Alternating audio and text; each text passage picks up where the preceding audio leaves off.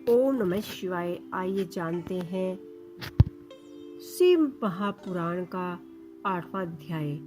ब्रह्मा जी कहते हैं, मुनि श्रेष्ठ नारद, इस प्रकार हम दोनों देवता गर्व रहित हो निरंतर प्रणाम करते रहे।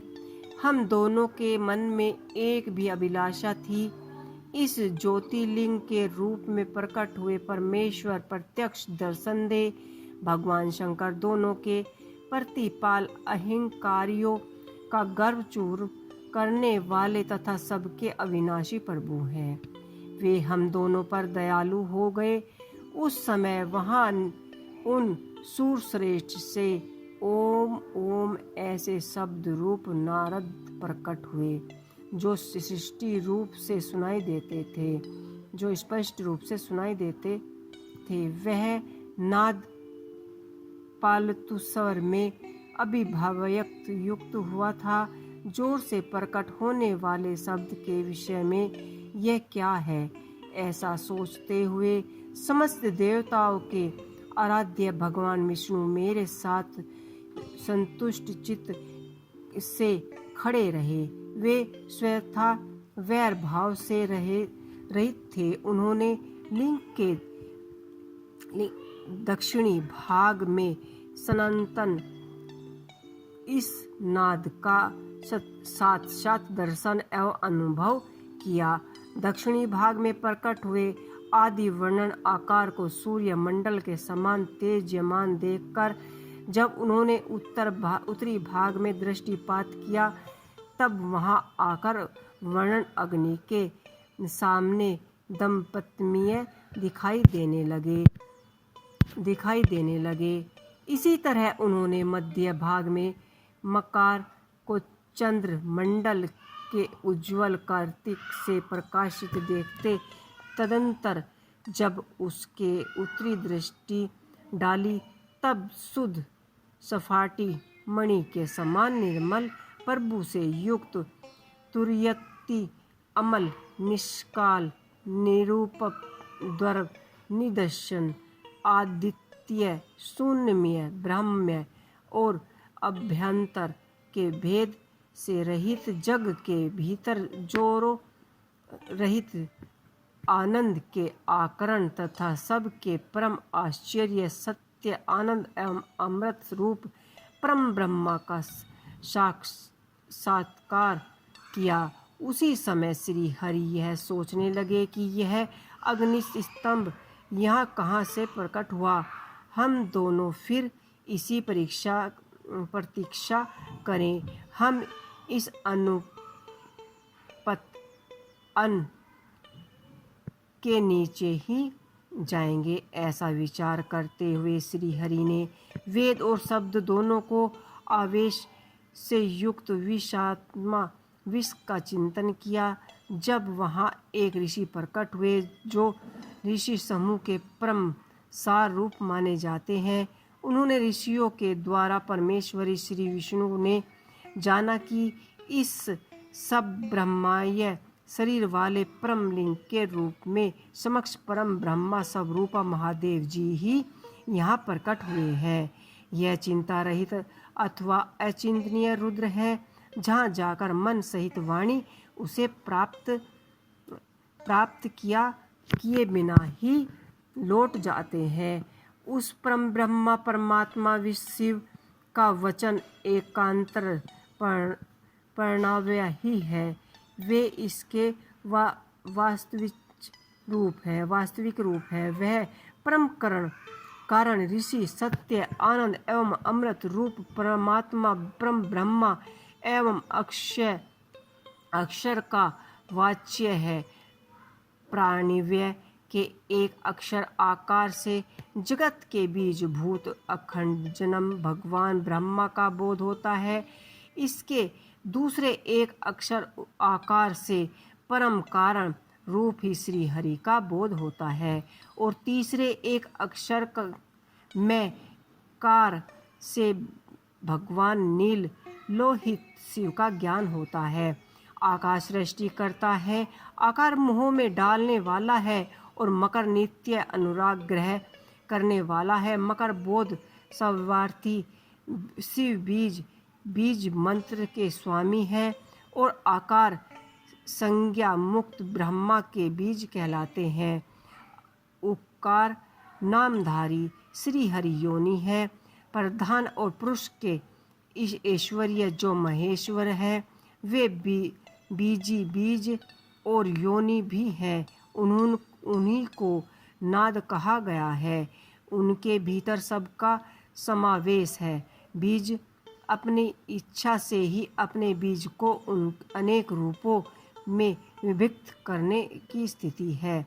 इस बीज भगवान महेश्वरी के लिंग से आकार रूप बीज प्रकट हुआ, जो आकार रूप योनि में समस्त स्थापित होकर सबकी ओर बढ़ने लगा। वह सर्वमय अखंड के रूप में ही माना गया है। उसका और कोई विशेष लक्षण नहीं लक्षाता है। वह दिव्य अन्य अनेक वर्षों तक जल में ही स्थिर रहा है। तदंतर 1000 वर्ष के बाद उस अंडे के 2 टुकड़े हो गए।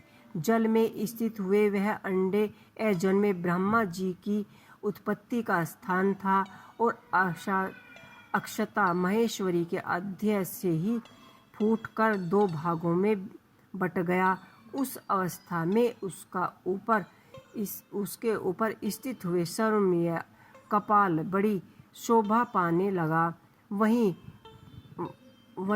झूलोक के रूप में प्रकट हुए तथा जो उसका दूसरा नीचे वाला कपाल था, वहीं यहाँ 5 लक्षों से युक्त पृथ्वी पर है।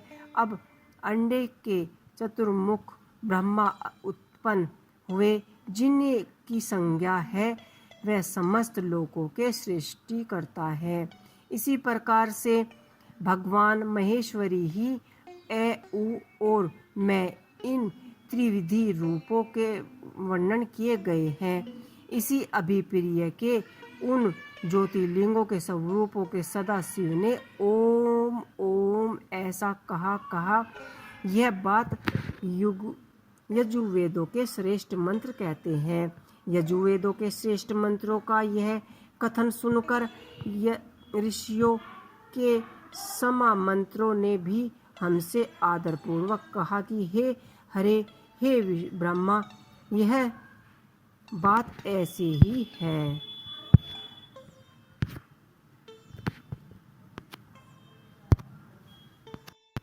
शक्तिभूत मंत्रों द्वारा उत्तम एक महान अद्भुत से सुशोभित होने वाले महेश्वर देव का सत्वन किया। इसी बीच मेरे साथ विशर्पाल भगवान विष्णु ने एक और भी अद्भुत सुंदर रूप देखा।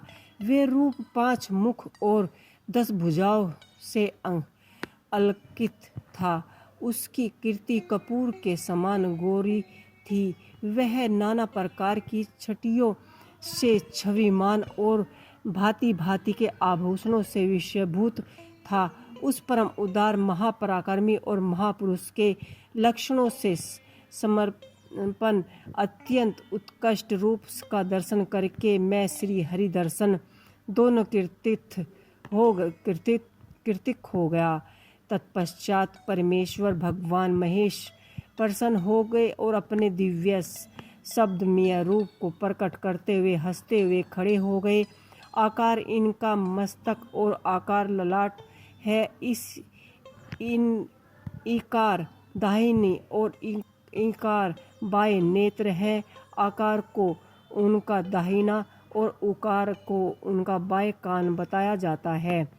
ऋषिकार उन परमेश्वर का दाएं का कपाल है और साकार बाएं लू और लू यह उनके नासिका के दोनों छिद्र हैं।